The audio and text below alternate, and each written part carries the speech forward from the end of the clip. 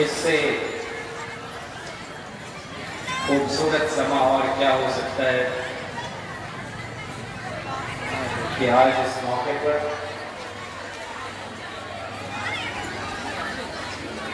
सदारत कर रही हैं सायरा बानो साहिबा और नजामत कर रही हैं नुज़हत।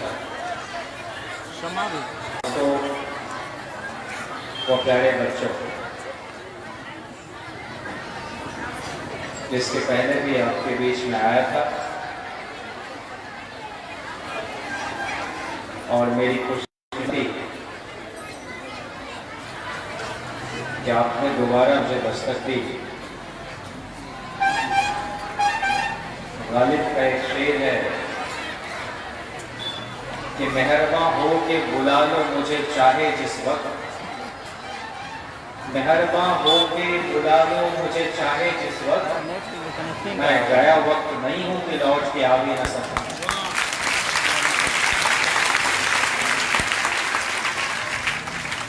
यह जो संघर्ष है वह दरअसल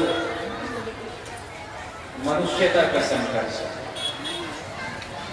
इंसानियत के लिए जद्दोजहद, मुश्तरका तहजीब को बचाने के लिए स्ट्रगल है, गंगा जमुनी तहजीब की हिफाजत के लिए यह इतने दिनों से जो चला आ रहा संघर्ष है।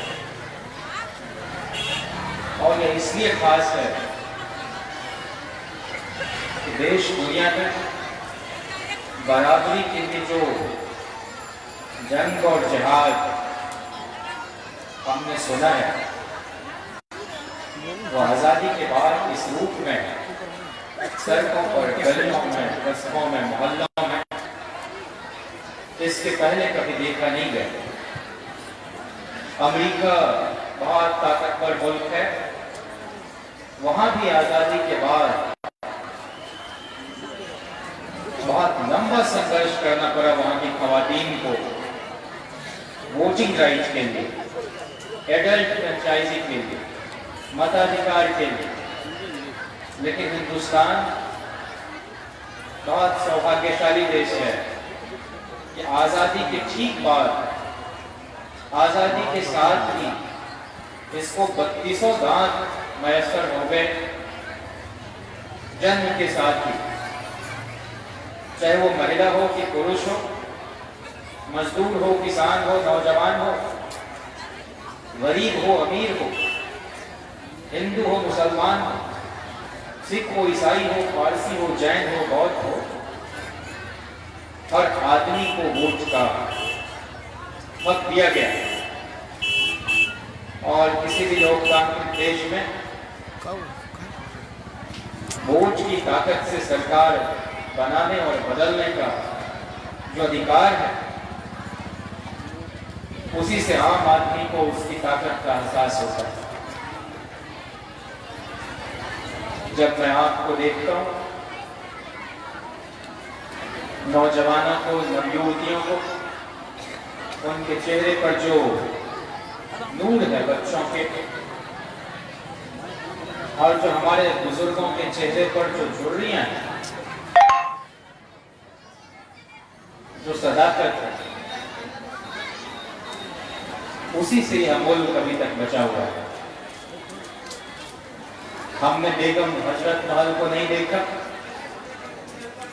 हमने अरुणा आसफ अली को नहीं देखा, हमने फातिमा शेख को नहीं देखा, लेकिन मैं इतना कह सकता हूं कि हमने आपको देखा है और यह हम आने वाली पीढ़ी को बता सकेंगे।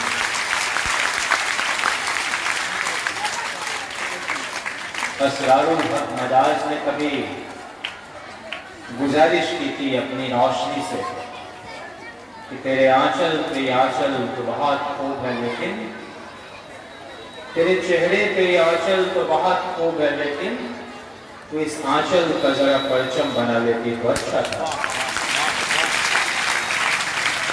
और इतने वर्षों के बाद जिस शायर ने तरानाए अलीगढ़ मुस्लिम यूनिवर्सिटी लिखा था, उस आदमी की उस हसरत को आज हिंदुस्तान की औरतें पूरा कर रही हैं।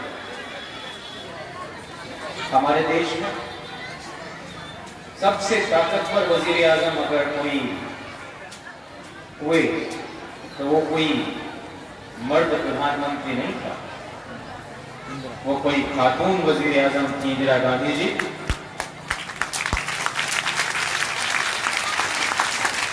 हमने इस देश का सदर भी एक महिला को बना दिया है, प्रतिभा पाटिल जी को।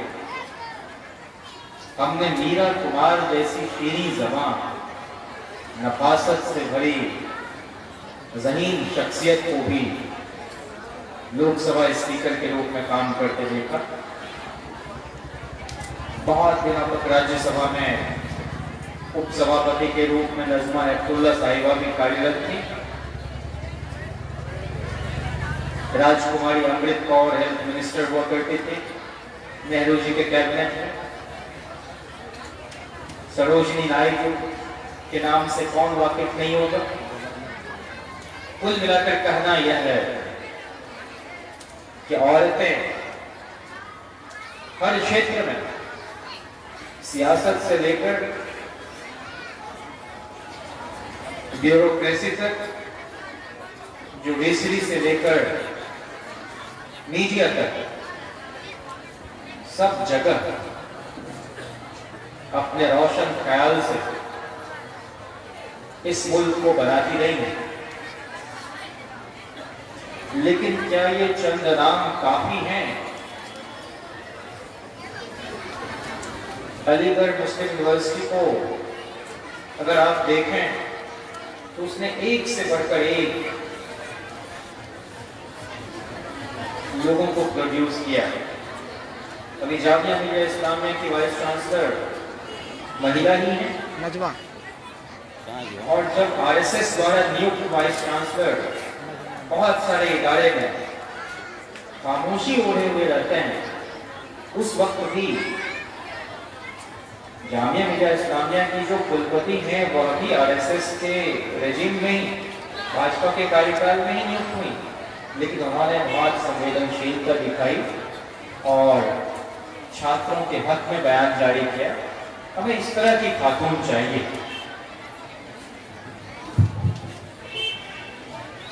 एक शेर है जावेद अख्तर साहब का कि खुश शक्ल भी है वो, खुश शक्ल भी है वो, ये अलग बात है मगर, खुश शक्ल भी है वो, ये अलग बात है मगर, हमको ज़हीन लोग हमेशा अजीज थे। तो हमारे समाज को खूबसूरत ही नहीं, खूबसूरत को दिक्कत ही होगा और ज़हीन औरतें चाहिए जो अपने परिवार से लेकर, समाज से लेकर इस मुल्क को बदलने के काम में बराबर की भागीदार हो सके।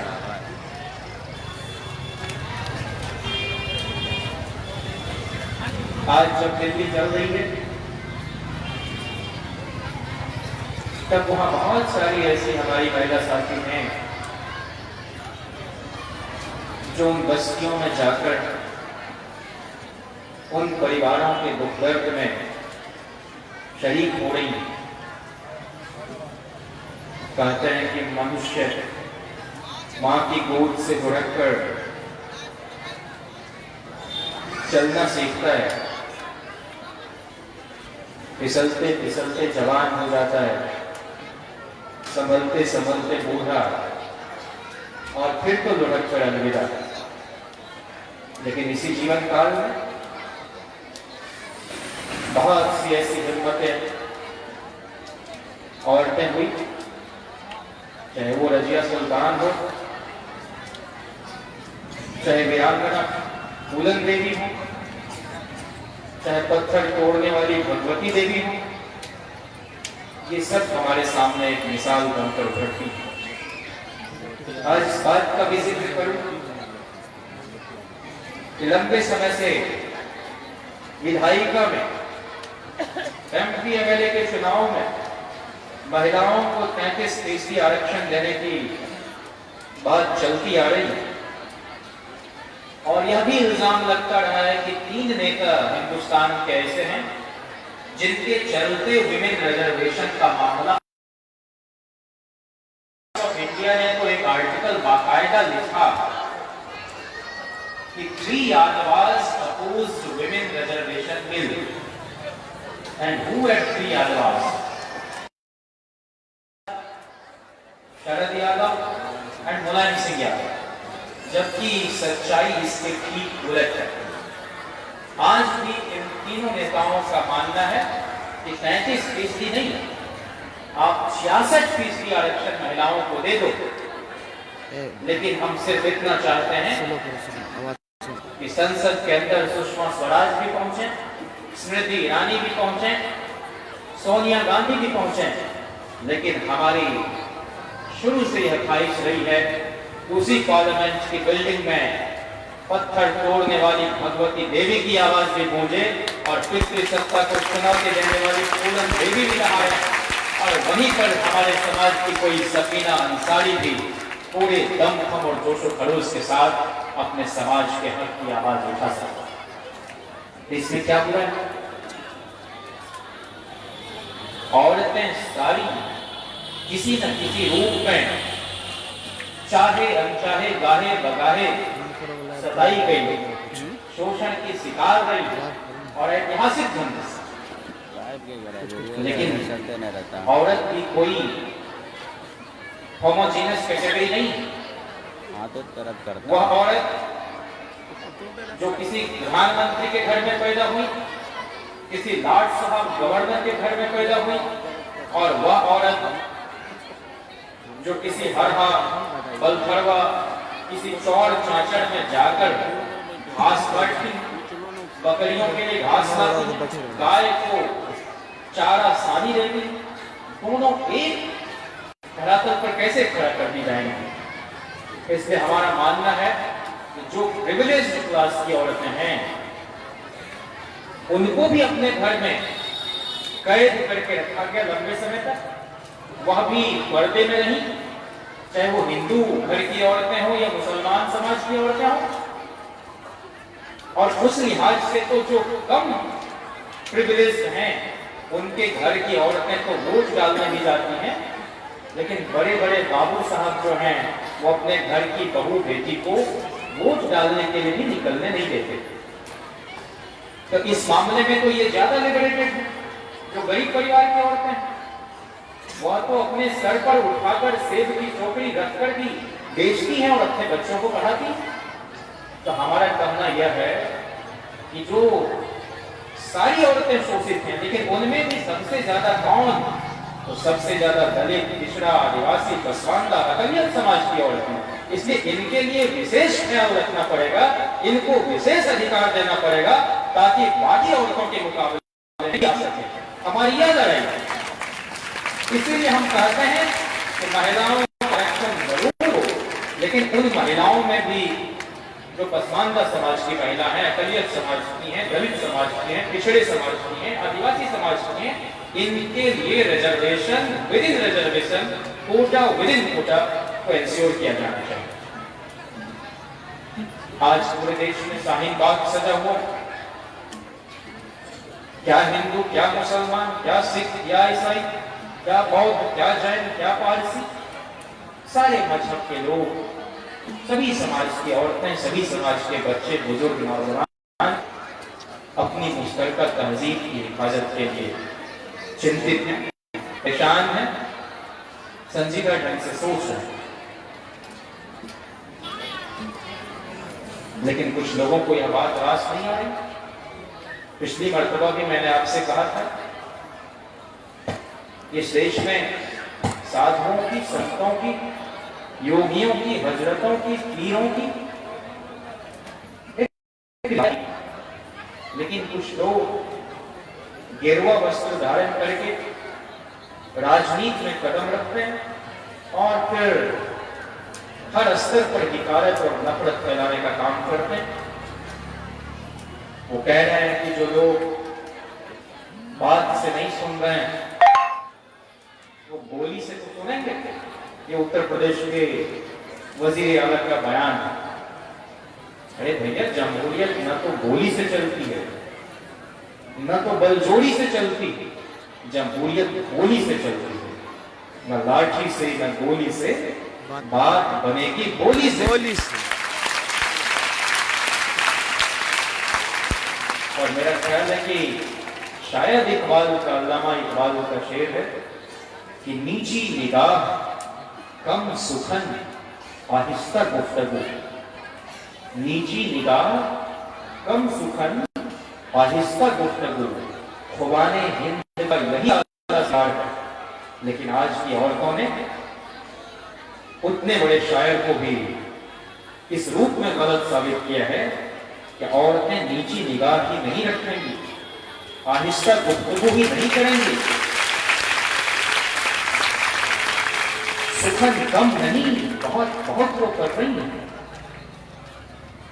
इसलिए जो एक बहुत बड़े साहित्यकार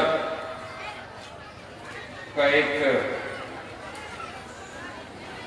अल्बर्ट कामू का एक स्टेटमेंट है कि don't walk behind me, I may not leave you, don't walk in front of me, I may not follow you. Just walk beside me and be my friend. ना तो मेरे पीछे आप चलो, मैं आपका नेतृत्व नहीं कर सकता, न मेरे आगे चलो, मैं आपका अनुसरण नहीं कर पाऊंगा। ठीक, आप मेरे साथ साथ चलो और दोस्ताना ढंग से समाज को बदलने में लगो। कोई हजरत मोहानी चाहते, हजरत मोहानी ने तो यहां तक ऐलान किया कि जी में आता है लगा दूं आग को है दूर को, जी में आता है लगा दूं आग को है दूर को, फिर ख्याल आता है वो सब बेवतन हो जाएगा। तो अपने अंदर के उस स्पिरिट को भी जिंदा रखना है। और आज कोई क्षेत्र नहीं है जहां किसी से भी कम, किसी मानी में हमारे समाज की औरतें हों। बहुत फक्र होता है जब हमारे सामने उदाहरण दिया जाता है कि भाई शायद नगर आना ही नहीं है, लखनऊ में हिंदुस्तान को बचाने की लड़ाई में उनकी बिटिया फौजिया राना भी उसी शिद्दत से लगी हुई है। तो यह देश अगर मीठा भारती का है, यह देश फौजिया राना का भी है। यह देश अगर नीलिमा राजहंस का है, यह देश शीरी जवान खानम का भी है। और इसी समाज को हमें बचा के रखना है, प्रोटेक्ट करना है, प्रिजर्व करना है। लोग तो लांछन लगाए, मुस्तफा कमाल पाशा, जिनको अतातुर्क कहा जाता है, फादर ऑफ टर्की, उन्होंने जब अपने मुल्क में पर्दा प्रथा को समाप्त किया तो बहुत सारे लोग उनके खिलाफ हो गए। बहुत नेक नियत के साथ उन्होंने किया। मैं इसको हिंदुस्तान के संदर्भ में इस रूप में कहूं कि समाज अपनी गति से बढ़ता है। आप अगर कुछ चीजें थोपेंगे उन पर और मजहबी के भाव से थोपेंगे तो आप समाज को तोड़ेंगे। लेकिन अगर उनके अंदर चेतना के प्रसार की दृष्टि से ऐसा करेंगे तो वह समाज दूरगामी नतीजे जो हैं वो बेहतर देगा। कौन आज चाहेगा कि उनके बाल बच्चे अच्छे इदारों में तालीम हासिल न करें? कौन चाहेगा कि उनके बच्चे खुली आबो हवा में सांस न लें? प्रेमचंद बहुत बड़े उपन्यासकार हुए और हिंदी में लिखने के पहले अधिकांश जो लिटरेचर है उनका वो उर्दू में लिखा करते थे। और बहुत सारे तो ऐसे वर्क उनके हैं जिनका उर्दू से बाद में हिंदी में तर्जुमा हुआ। सोज़े वतन वगैरह को तो जब्त कर लिया गया था। वो कहते हैं कि चरित्र के, कैरेक्टर के भ्रष्ट हो जाने का खतरा जितना बंद कमरे में होता है उतना खुली आबो हवा में नहीं होता। और गांधी इसको इस रूप में कहते थे कि मैं नहीं चाहता कि मेरे घर को 4 दीवारियों में कैद कर दिया जाए, उसकी खिड़कियों को बंद कर दिया जाए। मैं चाहता हूं कि मेरे घर के झरोखों से हर एक तहजीब के बयान बहें। हाँ, मैं नहीं चाहता कि उन झोंकों से मेरे अपने ही पैर उतर जाए। तो हमको तहजीब की भी हिफाजत करनी है, लेकिन कुछ प्रगतिशीलता के साथ नए आसमान को भी छूना है। आप ही की धरती के राष्ट्र कवि दिनकर, उनकी कविताओं का एक संग्रह है नील कुसुम के नाम से। उसमें वो कहते हैं कि झांकी उस नई परिधि की जो दिख रही कुछ थोड़ी सी, क्षितिजों के पास पड़ी पतली चमचम सोने की डोरी सी, छिलके हटते जा रहे, नया अंकुर मुख दिखलाने को है, यह जीर्ण तनोवा सिमट रहा आकाश नया आने को। लेकिन हमारे सामने संकट क्या है कि हमारे समाज की खवातीन की नुमाइंदगी नगण्य है, चाहे वो यूनिवर्सिटी में प्रोफेसरशिप के मामले में हो, चाहे वो एसपी डीएम बनने के मामले में हो ब्यूरोक्रेसी में, चाहे वो मीडिया के मामले में। और मीडिया के अंदर तो न्यूज रूम डाइवर्सिटी है ही नहीं। जो महिलाएं हैं उनकी संख्या चाहे किसी जात मजहब की हो पहले से कम है। दलित में एक भी एडिटर नहीं, आदिवासी में एक भी एडिटर नहीं। ये तो सर्वे है 2006 का। आखिर ये सूरत कैसे बदलेगी? वह सूरत सिर्फ और सिर्फ हमारे आपके शैक्षणिक संस्थानों में पहुंचने से बदलेगी। इसलिए हमारे लड़ाई की प्राथमिकता में यह हो कि बेरोजगारी कैसे मिटे। 7 करोड़ युवा बिहार का नौजवान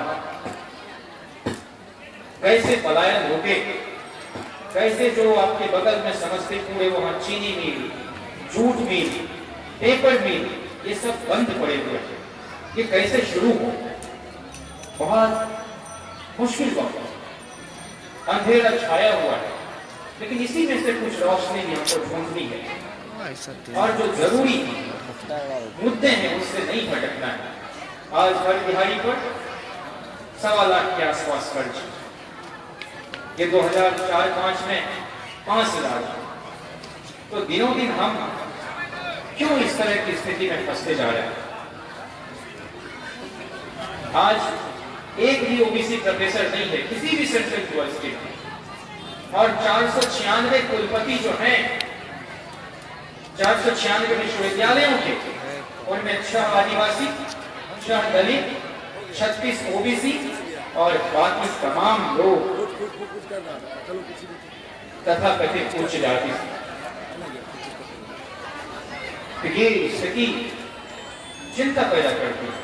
इससे कोई स्वस्थ समाज का निर्माण हम कर पाएंगे, इसमें शको शुबा है।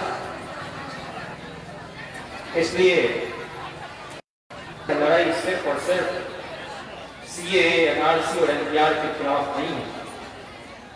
जो नेशनल पॉपुलेशन रजिस्टर बनाने की बात चल रही है, हम तो कहते हैं कि नेशनल अनएम्प्लॉयमेंट रजिस्टर आप बनाओ, जिसमें बेरोजगारी की एक सूची हो, पता चल सके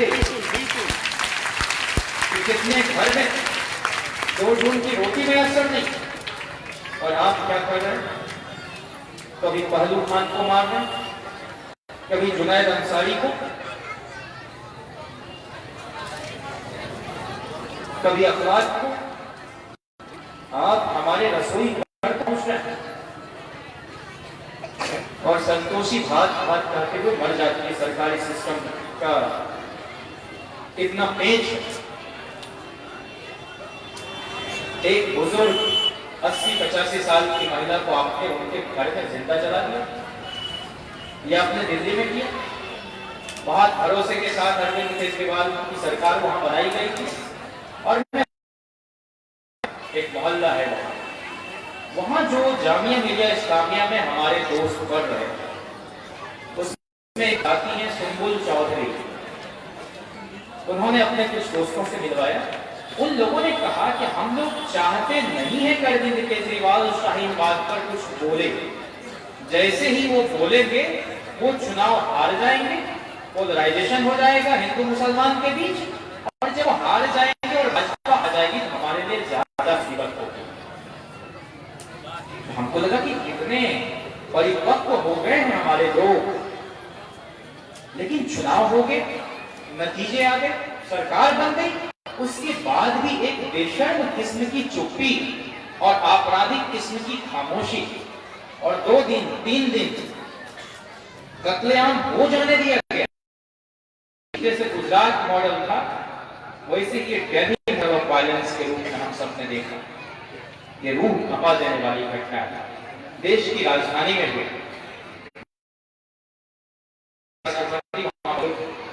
दुनिया के सबसे बड़े जमहूरी मुल्क के वजीर आजम में मौजूद, और उस बीच में ये सब कुछ शरारत, ये हादसा हो जाता है। शायद राजेश रेड्डी का एक शेर है कि जिस घर में बस एक कमाने वाला हो, वसीम बरेली का, जिस घर में बस एक कमाने वाला हो, मर जाए तो घर का घर मर जाता है। लेकिन ऐसे कितने परिवार में यह संकट छाया। तो इस मुल्क में अगर जरा सा भी डेमोक्रेटिक मिजाज का आदमी कोई होगा तो ऐसा नहीं होने देगा। आपके सामने बिहार की मिसाल है, और इसलिए नहीं हुआ कि सख्त निर्देश था डीएम ओएसपी को कि जिसके भी जिले में कोई रायत होगा,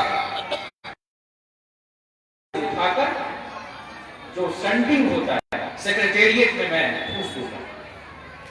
यह तो कोई मुख्यमंत्री चाह लेगा तो दंगे फसाद हो जाएंगे, संभव ही नहीं। लेकिन जो लोग बुलबुल तरीके से देश को चला रहे हैं, उनको कोई फर्क नहीं पड़ता है। वो तो के चाह रहे हैं कि वोटर लिस्ट से नाम गायब हो जाए इन लोगों के। यही तो चाल है, सीए हार से और कुछ नहीं। एक संदेश देने की कोशिश है कि हमारे लिए आप कुछ मायने,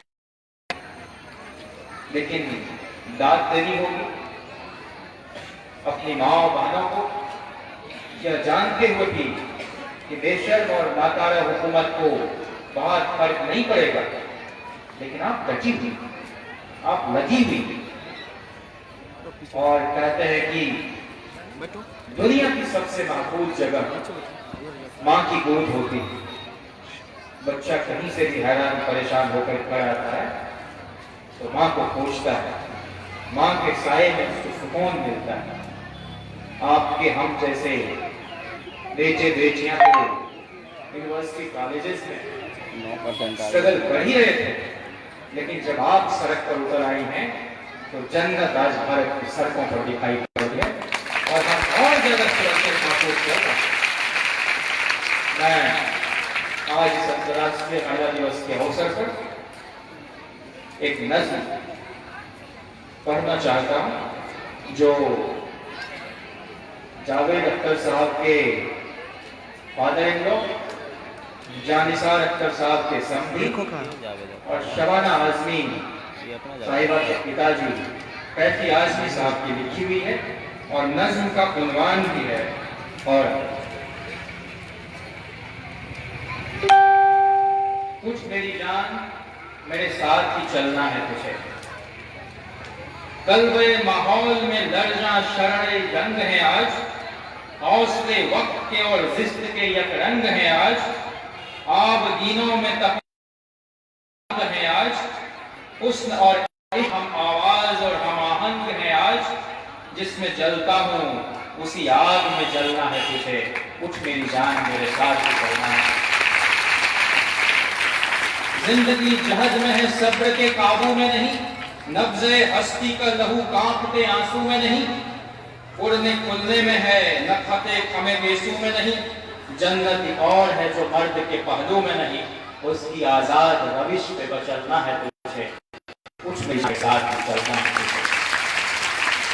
गोसे गोसे में तू लगती है चिता तेरे लिए, फर्ज का भेष बदलती है कजा तेरे लिए, कहर है तेरी हर एक नर्मदा तेरे लिए, जहर ही जहर है दुनिया की हवा तेरे लिए। रुत बदल डाल अगर फलना फूलना है तुझे, उठ मेरी जान मेरे साथ तू चलना है। कद्र अब तक तारीख तेरी जानी ही नहीं, कद्र अब तक तारीख ने तेरी जानी ही नहीं। तुझ में शोले भी है बस अश्क फिशानी ही नहीं, तू हकीकत भी है दिलचस्प कहानी ही नहीं। तेरी हस्ती भी है एक चीज जवानी ही नहीं, अपनी तारीख का उन्वान बदलना है तुझे, कुछ मेरी जान मेरे साथ तोड़कर रस्म के बुत बन गए कदामत से निकल, जोफ़े इशरत से निकल वहमे नजाकत से निकल। नफस के खींचे हुए हल्काए अजमत से निकल, कैद बन जाए मोहब्बत तो मोहब्बत से निकल। राह का खार ही क्या गुल भी कुचलना है तुझे, कुछ मेरी जान मेरे साथ चलना है तुझे। शिकन दगदगाए कंद भी तोड़, तेरी खातिर है जो जंजीर वह बंद भी तोड़। तौक या भी है जरमरूद का गुलबंद भी तोड़, तोड़ पैमाने मर्दान किरतमंद भी तोड़। बन के तूफान छलकना है उबलना है तुझे, कुछ मेरी जान मेरे साथ चलना है तुझे। तू अफलातून व अरस्तू है तू ज़ोहरा परवीन, तेरे कब्जे में कर दूं तेरी ठोकर में जमीन। हाँ उठा जल्द उठा पाए मुकद्दर से जमीन, मैं भी रुकने का नहीं वक्त भी रुकने का नहीं। लड़खड़ाएगी कहाँ तक कि संभलना है तुझे, कुछ मेरी जान मेरे साथ चलना है तुझे। तो ये ख्वाब हमारे पुरखों ने देखा था, और आज ये लोग कह रहे हैं कि औरतें घर के अंदर महदूद हैं, मर्द घर के अंदर हैं और औरतें सड़क पर हैं। हम तो चाहते हैं कि कयामत तक यह सिलसिला जारी रहे कि हमारे घर की औरतें बाहर निकलें और हमको लीड करें, हम उनके पीछे पीछे चलें। बहुत दिनों तक सता ली गई, सिर्फ टोकनिज्म से पॉलिटिक्स होता रहा। हमने किसी को बिठा दिया, रिजर्वेशन दे दिया, मुखिया महिला हो गई, लेकिन चला उनका पति रहा है। और आयरनी यह कि वो मुखिया पति कहलाते हुए भी बड़ा ही फख्र का एहसास करता है। हमने बारहा अपनी माँ से कहा कि मुझे दब्बू माँ नहीं चाहिए, कुछ गलत बातें अगर मेरे अब्बा जान कर रहे हैं तो तुमको मुखालफत करनी चाहिए उस बात की। हम चाहते हैं कि तुम्हारे और पिताजी के बीच बराबरी और इज्जत और एहतराम का रिश्ता हो, ये म्यूचुअल एतमाद का रिश्ता हो। ऐसा नहीं वो तुम्हें दबाएं, हमारी गलतियों के चलते भी तुम्हें ही डांट सुननी पड़े।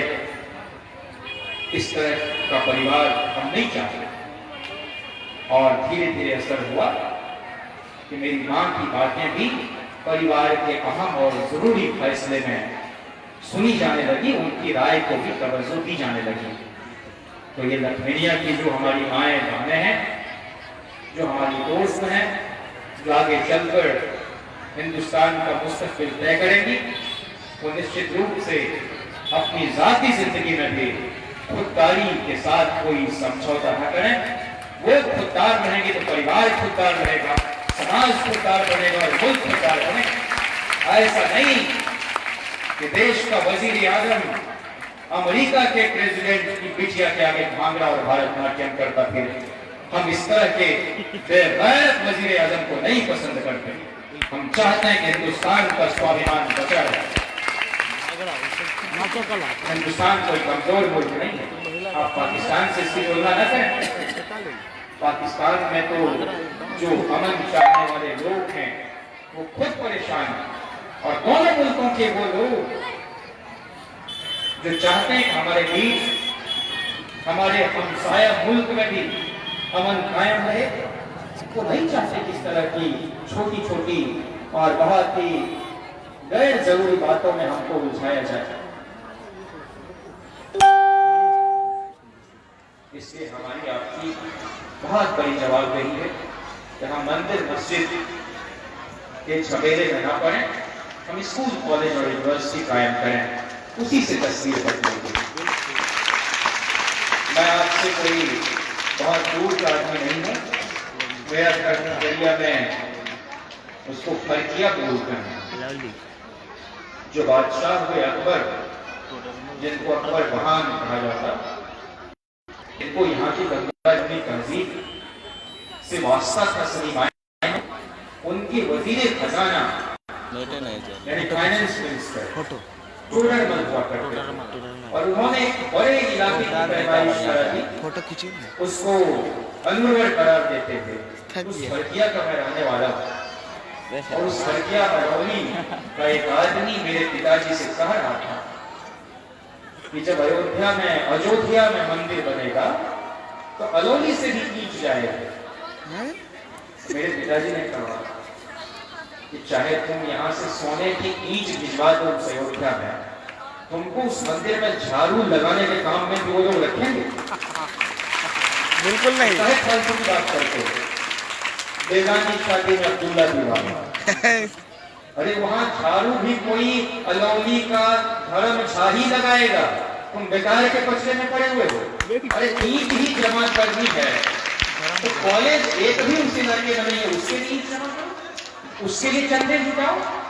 और यह काम तो जिनको आप बहुत कंट्रोवर्शियल लीडर बोलते हैं, जिनका नाम सुन के ऐसे मीडिया वाले हड़कते हैं जैसे लाल पीता देख के सांड, मेरे बहुत मोहतरम, जिनकी मैं बहुत इज्जत करता हूँ, लंबे समय तक देश के सबसे बड़े सूबे उत्तर प्रदेश के नगर विकास मंत्री रहे आजम खान साहब, उन्होंने मौलाना एक बहुत शानदार यूनिवर्सिटी बनाने का काम किया। इस देश को उन जैसे नेता पर नाज करना चाहिए। उन्होंने कोई मस्जिद नहीं कायम किया और ऐसा नहीं कि उनको मजहब से कोई लेना देना नहीं, वो मजहबी आदमी है, यकीन रखते हैं, लेकिन धर्म कर्म को अपने निजी जीवन तक सीमित रखते हैं। और करो ना पूजा पाठ अपने घर में करो, संविधान आपको इस बात की इजाजत देता है। लेकिन जो मजहबों के बीच नफरत फैलाने के औजार के रूप में धर्म को इस्तेमाल करें तो इससे तो हिंदुस्तान की रूह पर सीधा सीधा चोट पहुंचती है। लेकिन उनके द्वारा बनाए गए उस विश्वविद्यालय को तबाह कर दिया गया, तोड़ दिया गया, लाइब्रेरी को नुकसान पहुंचाया गया और अब तो वो सीज करने वाला है। लगा दिया गया है कि जमीन को गैर कानूनी तरीके से कहीं से लिखवा लिया, मदरसे से किताबें। मैंने कई जगह इस बात को कहा, अगर आजम खान ने किताबें चुरा कर जौहर के नाम पर एक विश्वविद्यालय कायम किया तो हिंदुस्तान को आजम खान जैसे हजारों चोरों की जरूरत है। हिंदुस्तान को दंगाइयों की टोली नहीं चाहिए, संजीदा सिटीजन्स की एक बड़ी जमात चाहिए। अलीगढ़ मुस्लिम यूनिवर्सिटी को बनाने वाले सर सैयद अहमद खान 2018 की जनवरी में 22 सेंचुरी ईयर मनाया गया, 200 साल सर सैयद। उन्होंने क्या खूब कहा कि हिंदू और मुसलमान एक सुंदर दुल्हन की दो आंखें हैं, अगर इनमें से एक को भी चोट पहुंचती है तो पूरे चेहरे की रौनक चली जाएगी। हमको इस दुल्हन के चेहरे की रौनक और उस पर जो नूर चपक रहा है उसको बचाना है।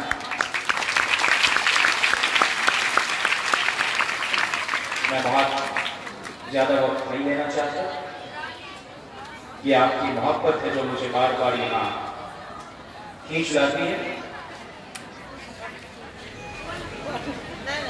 मेरे उस्ताद मोहतरम डॉक्टर मसूद अहमद का एक शेर है कि मेरा दामन फाड़ कर अपना बचाने वो चले, मेरा दामन फाड़ कर अपना बचाने वो चले, मेरी रुसवाई में जैसे उसकी रुसवाई न थी। और चीर कर दिल क्या दिखाते उसको जिसके हाथ में झूलती मीजान थी, आंखों में बिहारी न थी।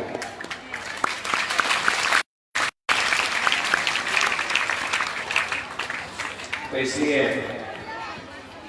जो असंवेदनशील लोग हैं उनका शासन और चलेगा, लेकिन तहजीब की तारीख बड़ी लंबी, उसमें 5-10 साल का कोई बहुत मतलब नहीं होता। 200 साल हुकूमत चली। इसलिए जब तक ये स्पिरिट जिंदा है, भारत जिंदा रहेगा। हम भारत के लोग, we the people of India, हम भी दे देते हैं इस देश को हम भारत के हिंदू, we the Hindu of India में तब्दील नहीं होने देंगे। भारत बना रहेगा। भारत खुददारी के साथ इस लड़ाई को लड़ती रहेगी और आज न कल इस कानून को वापस होना होगा, क्योंकि संविधान की मूल भावना के विपरीत टिकेगा नहीं। इसलिए पोलराइजेशन के लिए जो दंगाई बलवाई लोग हैं रोक कर रहे हैं, हमको आपको सावधान रहना है। कुछ चिंटू पिंटू भी आपके हमारे बीच संघ के एजेंट, भाजपा के दलाल और नीतीश जी के द्वारा प्लांटेड, मीडिया द्वारा प्रोजेक्टेड लीडर के रूप में यत्र तत्र सर्वत्र विचरण कर रहे हैं। हमको अपने वोट को नहीं बांटना है। आप सिर्फ यह सोच समझ कर इस बार सरकार को बनाएं कि कौन लोग ताकतों को परास्त करने में सक्षम है। क्या वजह है कि जिनके पास पॉलिटिकल स्ट्रेंथ है, जिनकी ताकत की वजह से बिहार विधानसभा में भाजपा के सत्ता में साझेदार रहने के बावजूद बिहार हिंदुस्तान का पहला सूबा है जहां भाजपा भी सरकार में शामिल है, लेकिन एनआरसी के खिलाफ जी की पहलकदमी की वजह से पास हुआ और पूरे देश में एक संदेश गया। तो जिनके पास पॉलिटिकल स्ट्रेंथ है, राजनीतिक ताकत के बगैर कोई लड़ाई नहीं जीती जा सकती है, तो जो लोग भाजपा को हराने में सक्षम हो उन लोगों को चुनने के काम में हम लोग जुटे। कोई नहीं, मैं बहुत नहीं करना चाहता, लेकिन आप इतना तो समझ गए होंगे कि हमको बिहार को किस रूप में बनाना है और किन ताकतों से बचाना है। आप संजय जी के साथ एक नए बिहार के निर्माण की ओर रहे। आपने मुझे इतने धैर्य से सुना, आपका बहुत शुक्रिया। आखिर में मैं यही कहूँगा आपके बीच,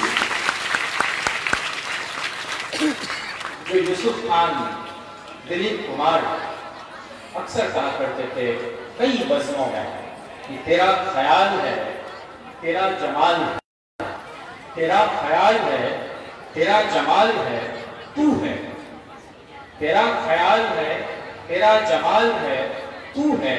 मुझे ये ताबिश व दानिश कहाँ के मैं क्या, आप हैं तो मैं हूँ। और इसी तरह से आपकी मोहब्बत रही तो फिर दोबारा मैं आपके बीच आऊंगा। बहुत शुक्रिया। जिंदाबाद, हिंदुस्तान की खवातीन जिंदाबाद, हिंदुस्तान की जमहूरियत जिंदाबाद, जिंदाबाद। और लखमीनिया की अपनी माओ बहनों, दोस्तों, बुजुर्गों सबको इस अंतर्राष्ट्रीय महिला दिवस की एक बार फिर से ढेर सारी तेरी मुबारकबाद। बहुत शुक्रिया।